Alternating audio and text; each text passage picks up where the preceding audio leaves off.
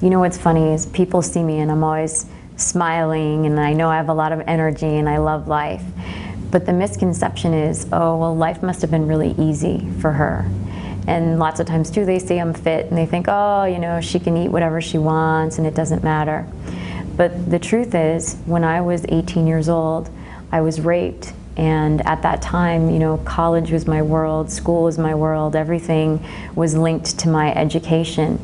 And what resulted was such a sense of shame that I just didn't want anyone to know. You know, I grew up as the only interracial family in the entire town. We had lots of prejudice, so I already felt pretty uncomfortable. So to add being raped to that was just horrible for me. I just couldn't do it. So my goal was, I'm just not going to let it impact my life.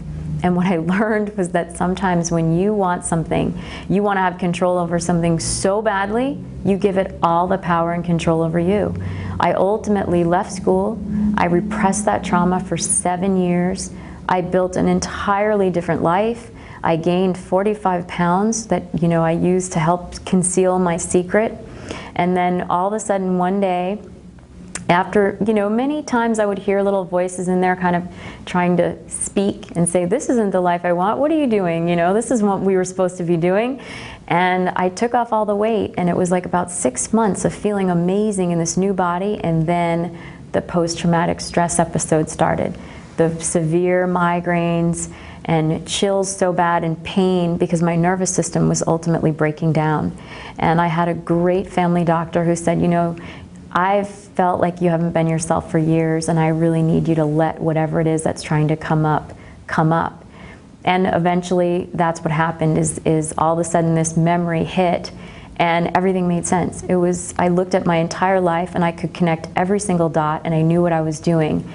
And on one hand, I was absolutely elated to finally be free of this. And at the same time, I knew that I had to rebuild every single aspect of my life, because everything, I was even married at the time, and it was all a lie. None of it was true to me.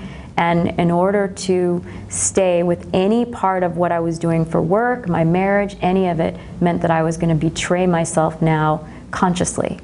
So I certainly know what it's like. And when, you know, one of the things about trauma is that so many of us, really everybody, has experienced trauma. We have certain things in society that we view as traditionally traumatic, but the truth is it's relative to all of us. Any of us that have experienced something that we didn't understand and it felt traumatic to us, it's very, very similar. What I learned in my experience was to own it. Because you see, when that happened to me, I gave it ownership over me. I decided I couldn't have the life that I was planning on having because all of a sudden I had been raped. But the truth was, I was still me.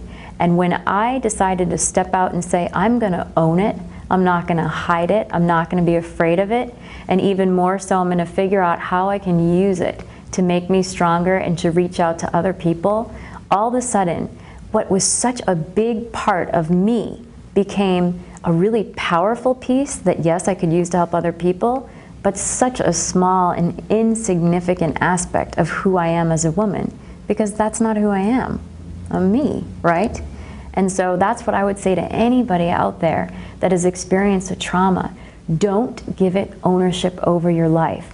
Own that trauma and say, yeah, that's right. And I'm the one that's in power. And yeah, it hurts, but we'll figure it out and we'll see what we learn and then use it. Because the more that you use it to actually give you added ways in the world of being you, the more power you'll have over it, and the more insignificant it will become.